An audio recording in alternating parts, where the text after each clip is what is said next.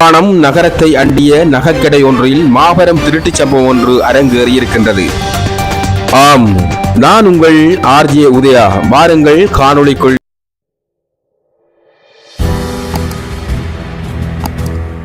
முடியாத நிலையில் ஒரு நூதனமான முறையில் நீண்ட காலமாக பெரும் நகை கொள்ளை ஒன்று நடந்து பெரும் அம்பலமாக தற்போது வெளியாகி இருக்கின்றது.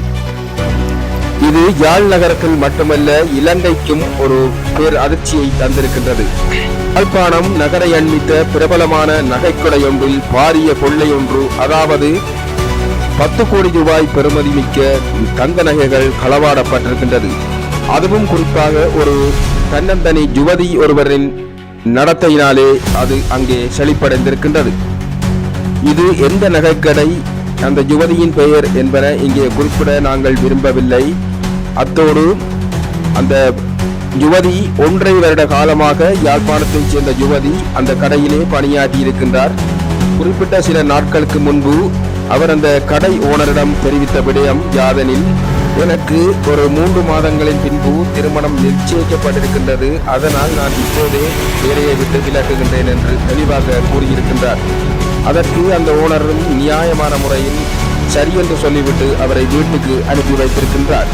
அங்கு பணிபுரிந்த யுவதி அந்த கடை ஓனரிடம் இறுதியாக குறிப்பிட்ட விடயம், நான் வீடு செல்கின்றேன், ஆனால் என்னை போல ஒரு பெண்ணை நீங்கள் தேடியேற்பது என்பது ஒரு கடினமான விடயம்தான், இருந்தாலும் கவலையோடே நான் வீடு செல்கின்றேன் என்று மிகுந்த ஆதங்கத்தோடு வீடு திரும்பி இருக்கின்றார். அதன் பின்னராக அந்த கடை ஓனரும் மனம் கவலையோடு அவருக்கு அனுமதி அளித்துள்ளார்.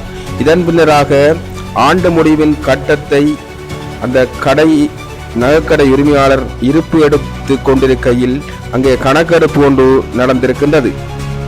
கடை நிர்வாகத்தினரால் எடுத்த அந்த பெரும் முயற்சியானது தோல்வியை அங்கே சந்தித்திருக்கின்றது. அப்போதுதான் அந்த கடையினிலே 10 கோடி ரூபாய்க்கும் அதிக பெறுமதி கொண்ட தங்கங்கள் அங்கே காணாமல் போயிருப்பதை உறுதி செய்யப்பட்டது. இப்படியான நகைக்கடைகளில் சிசிடிவி கேமராக்கள் இருந்தும், எத்தனையோ தொழிலாளர்கள் இருந்தும், அதனை தாண்டியும் இந்த நகை திருட்டு எப்படி நடந்திருக்கின்றது என்பதுதான் அங்கு எல்லோரும் எழுப்பியிருக்கின்ற கேள்வி. அதனைத் தொடர்ந்து அங்கிருந்த பணியாளர்களும் அந்த விலகி சென்ற யுவதியை சந்தேகத்தின் பின்பு போலீசாருக்கு முறைப்பாடொன்றை மேற்கொள்கின்றார்கள். அந்த முறைப்பாட்டின் பின்னராக அந்த போலீஸ் அதிகாரிகள் நேரடியாக அந்த ஓனருக்கு தகவல் ஒன்றை அனுப்புகின்றார்கள். அந்த தகவலின் அடிப்படையில் அந்த யுவதியின் வீட்டிற்கு போலீசாரும் அந்த கடை ஓனரும் செல்கின்றார்கள். அதன் பின்பாக அங்கே போலீசார் சற்று தீவிரமாக போலீசாரின் உண்மை முகத்தை காட்ட முற்பட்ட வேளையில் அந்த பெண்மணி முற்றிலுமாக உண்மைகளை உளறிக்கொண்டு காட்டிக் கொண்டிருக்கையிலே அத்தனை உண்மைகளும் அங்கே வெளியாகின. அந்த உண்மைகள் என்னென்ன என்பதை இப்பொழுது பார்க்கலாம். விசாரணையின் பின்பாக அந்த யுவதி கூறிய விடயம், நான் வேலை செய்து கொண்டிருக்கையிலே நகைகளை சிறிதாக ஒவ்வொரு நாளும் கொஞ்சம் கொஞ்சமாக எடுத்தெடுத்து நகைகளை அடவி வைத்தும் பின்பு விற்றும் குறிப்பிட்ட ஒரு தொகுதி நகைகளை எனது காணிக்குள் புதைத்து வைத்திருக்கின்றேன் என்றும் குறிப்பிட்டிருக்கின்றார்.